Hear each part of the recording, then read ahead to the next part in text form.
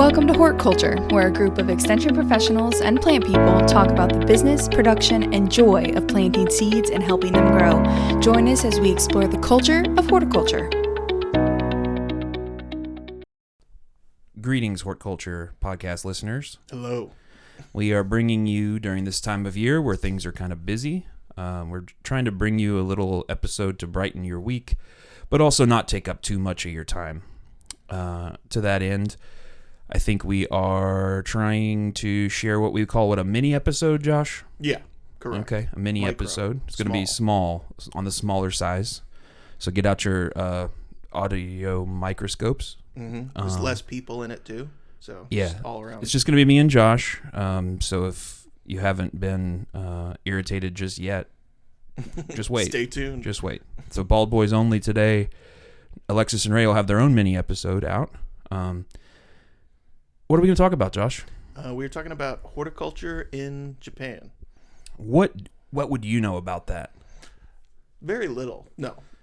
In a sense. Actually, probably, honestly, not a ton. However, I did do an independent study abroad there back in 2012, where I spent a better part of 2 months, or kind of the growing season of 2012, down in southern Japan, very far southern Japan. For the geographers at home, it was on the island of Kyushu, which is the same latitude as coastal Georgia, to kind of give you an idea of where that was in terms of plants and things like that. And I was there working on farms that were engaging in kind of pork production, but because of the way that horticulture kind of permeates the activity of people in agricultural communities in Japan, there was a lot of horticultural activity to see and engage in while I was there. And so you were there. This would have been at the tail end of when you were doing some reschooling. Remind us again on the very tight timeline your what my journey deal is. Your journey through this professional and educational life. Sure. Well, I went back to school to get an undergrad in sustainable agriculture at the age of 29, around 2009. So this was, I believe, my third year of undergrad as a 32-year-old, something like that. And I was advised that study abroad would be a pretty cool thing to do, especially being somebody who has had some travel experience, stuff like that, and worked out an arrangement to do kind of an independent solo travel study abroad. And would you confirm that it was, in fact, a good thing to do? Yes, I would confirm that. There's a lot of options for study abroad, and I think with agriculture, I had long been advised, even long before I had gone back to school, that the overseas agricultural experience can be very powerful. To kind of see how other cultures solve what are essentially the same problems that we all face when it comes to working with nature. Yeah, and maybe their solutions are slightly different from the ones, or very different from the ones that we put into those problems. So I'm feeling a little bit betrayed, because this is supposed to be a horticulture podcast, Josh, and you just said that you were there for pork. Correct, which is not a plant. Not a plant. It is, you can make the argument originally plant-based in a sense. Right, it eats plants. Right. Eats plants. And that was a feature of the kind of pork production they were engaging in, was kind of foraging based pork and stuff. Okay. But, there was also a lot of horticultural activity where I was. Kagoshima was the prefecture. They're known for two things as far as agricultural products. The pork production system that I was there for, Kagoshima Kurobota, which is like Kagoshima black pig. But the other big one is they grow sweet potatoes there for a liquor, which is called shochu, which is also popular across like Korea and many places. I've had some shochu. Yeah, it's pretty good.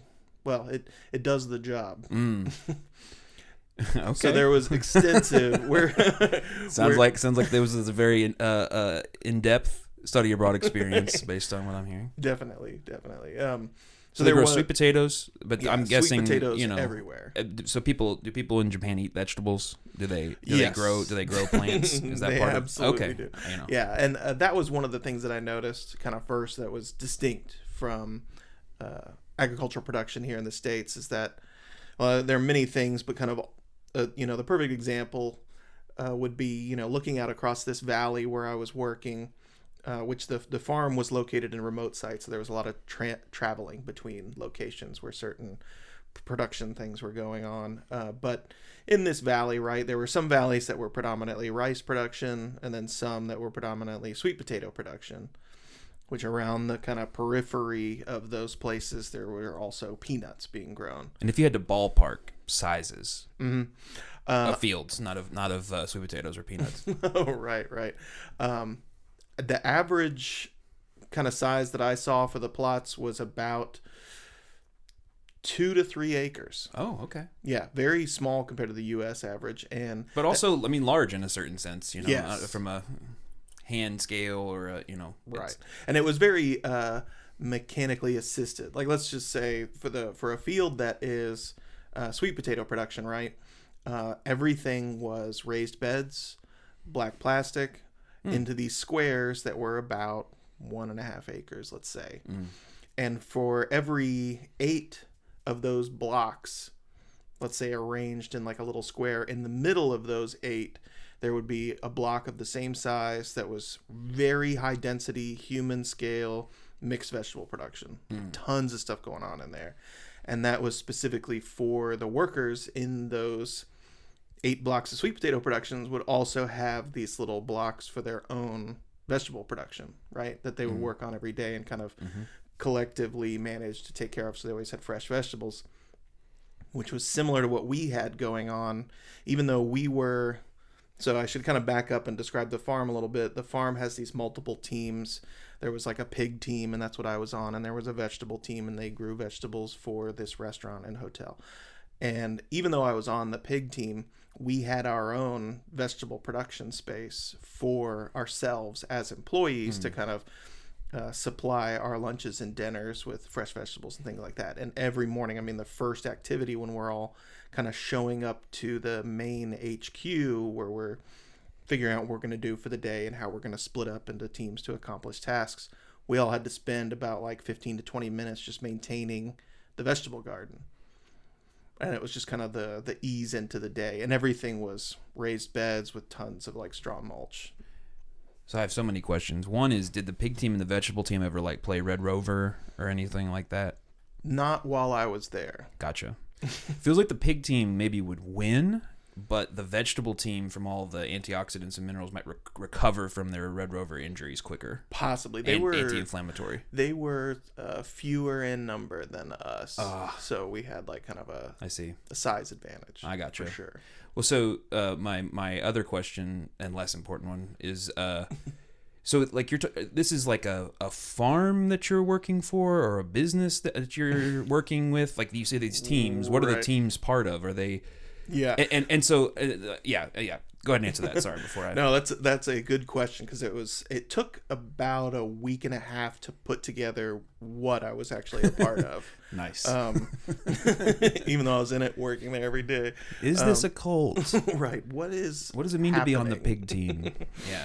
So there were these teams, like I said, the pig team, the vegetable team. There was also a restaurant and hotel team. And then all of these teams together were sort of, it fell under the collective heading of the name of the farm, which was, it's spelled Eco Farm, but they pronounce it Echo Farm. And Echo Farm, where the revenue came from for that, there was a CSA, but the members of this CSA were not individual households. They were restaurateurs or restaurant owners who would buy shares to receive produce, whether it was the vegetables or the pork. The pork was kind of the big selling point. Gotcha. And all of that, Echo Farm was kind of a either division or subsidiary. I'm not real super clear on the corporate structure, but was a part of this regional local recycling corporation. And so it was all kind of like part of this broader land stewardship thing. And that came into play a lot because we had access to tons of materials for building little structures and things like that. Like the headquarters where we met every day was this little compound that had all these bays of different materials and things like that were, part of the recycled streamline or waste material stream. Yeah. Mm-hmm. Wow. Yeah. Very. I can see why it took you a week and a half to figure it out. Right. It might take me a week and a half to figure it out based on what I just heard. And I mean, the restaurant and hotel team, that's because there were 2 restaurants on site and a hotel. And one of those restaurants was just for other employees. And so, had like discounted rates and stuff like that. But so regardless of what team you were on, you had a horticulture component? Yes, totally. And they encouraged kind of cross-pollinating between the teams. Like there were some people who worked in the restaurant/hotel team who would spend some of their time in either the vegetable team or the pig team. And so that way there was this kind of sharing of skill sets and understanding of like what's going on. Wow. So like this maybe this is just a US concept, but were you on the clock, so to speak, when you were doing the horticulture work? Yes. Well, I mean, it was the way it felt was like it was pretty much, 8 to 5 day. And whatever you were doing was part of the thing. And I don't know. I mean, they did have a punch clock, but it seemed like it was much more like kind of salary oriented. I gotcha. Like I think it was just to make sure if you stayed late, you were going to get extra for it. But there wasn't a culture of staying late. It was like, boom, 5 o'clock, we're out. Well, that's pretty cool. So do you, we mentioned how, and I think it's become clear just in this little brief conversation, the role of horticulture in this space is a little different. Any other kind of particular observations about horticulture as it played out there in comparison? So just a reminder to the studio, or to our listeners, I should say, we do have a live studio audience today. Shout out to Arundhati and my dog Bear. Bear's kind of checked out. Yeah, Bear is very disinterested, but Arundhati's been clapping silently. So for our audience, to remind our audience, Josh, you've had quite a bit of experience working on mixed vegetable, diversified farms in the United States. So you had that experience before, right? So what are some of the things that you have any big takeaways? I see you have some notes over there. If you have other things you wanted to share about the experience that I haven't prompted you into yet. Well, to kind of reiterate a little bit. Oh, the other thing I should mention is that the pig team was also responsible for the rice fields, which was similar in size and scope, but more like an agronomic crop in the sense that it didn't require daily we would check on it, but it didn't require like the kind of livestock or real water sensitive plant. Yeah. Right. But I would say when it comes to the vegetable production systems I saw, so there's kind of 2 things going on. There's the sweet potato production, which I would say is their very resource intensive kind of agronomic crop sort of looking thing, where there's a lot of resources going into it and it's a cash crop. And kind of commodity style probably, because it's all just being fed into these distilleries, right? And that was those systems where it was all raised bed and black plastic kind of production systems, which is sort of what we associate, or at least I associate with kind of larger scale vegetable production in the U.S. and some places even in Kentucky, or even with the CSA or something like that. Whereas the vegetable production system for Echo Farm, whether it was for the restaurant or for the employees, was still a raised bed system, but everything, it was like a straw mulch kind of deal. And one of the things that was kind of this cross-cultural connection was when I went over there, they had heard of and were big fans as well of One Straw Revolution, Masanobu Fukuoka, that kind of like thinking and methodology of approaching agriculture, which I wasn't necessarily my experience here in the States with, talking to people about Japanese agricultural systems. Like he was considered relatively fringe within Japanese agriculture, but at this farm, they were I wouldn't say devotees, but they were about that. Yeah, they were about the Fukuoka life. I see that. I see. Yeah, and it was really kind of thrilling. One of my favorite things to relate about that experience was, all these kind of smaller farms. It was exciting to be cruising through like a valley of 50, 60 acres, but just see dozens of people in all of these little fields, like, engaging with nature and creating their livelihood. Where I was, the food was very cheap, especially for, produce. Anywhere you go, it's available. And they also had this system for rice production. When you were going to go buy rice, you don't even really have to go to the store. There were these periodic kind of vending stalls in these agricultural spaces. So it's just, there's just all these rice fields, and then you just see this little pull off the road where there's like a vending machine, and you give it some payment information, and you get like however much rice you want. Wow, and it's coming from like those fields or whatever. Yeah. So it's like that production and consumption is very tightly linked in these communities.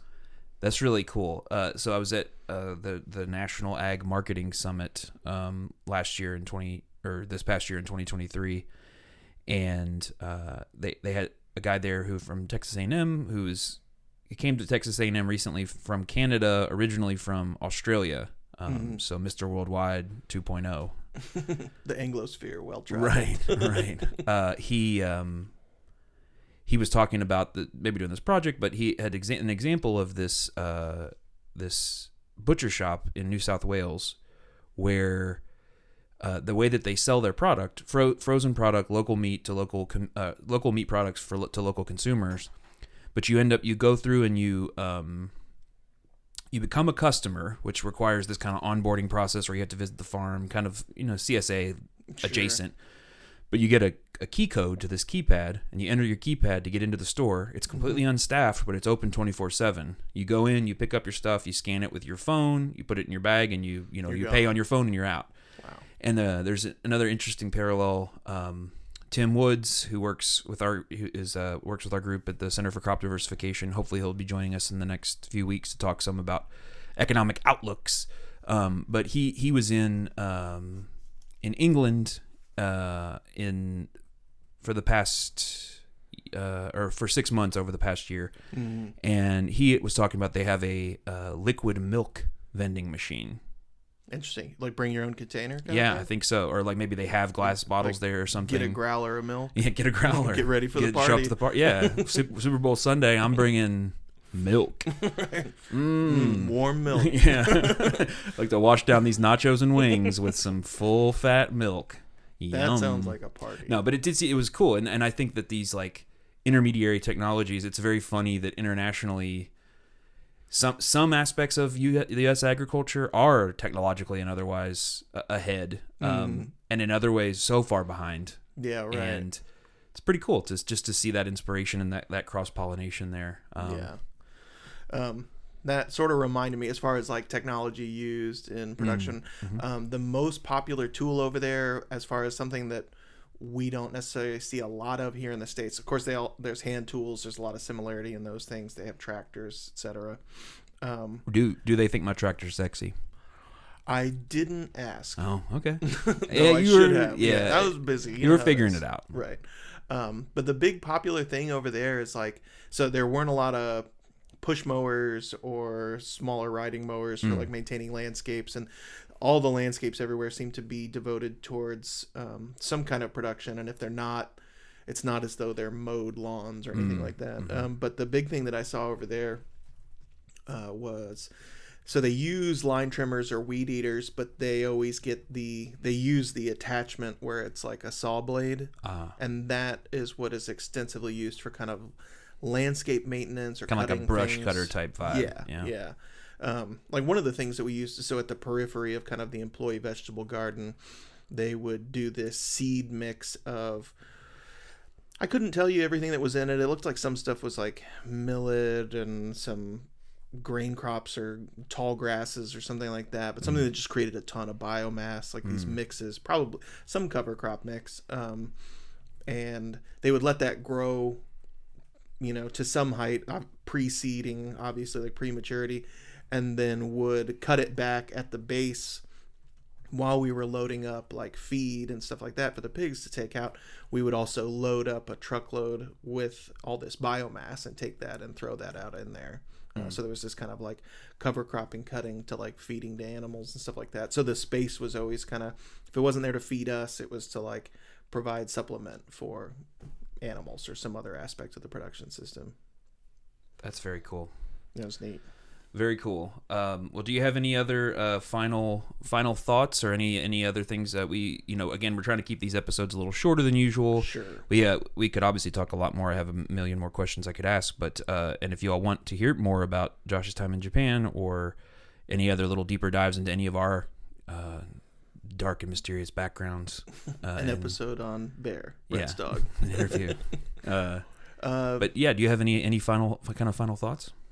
Just that it's cool. I would recommend if you're going to travel overseas, make sure to look into what's going on with agricultural production, because it's fascinating. I mean, it's same problems but different solutions usually. Yeah. Well, thanks again for tuning in and for all the support we've gotten over the last year. It's been a really good time doing these podcasts, and I think we all look forward to recording them and hearing that people have been listening. A reminder, you can check us out on Instagram at Hort Culture Pod, and if you if you need to email us, or you can email all of us at hortculturepodcast@l.uky.edu. And I'll try to remember what Alexis always says as we grow this podcast. We hope that you'll grow with us. Thanks, and we'll see you next time.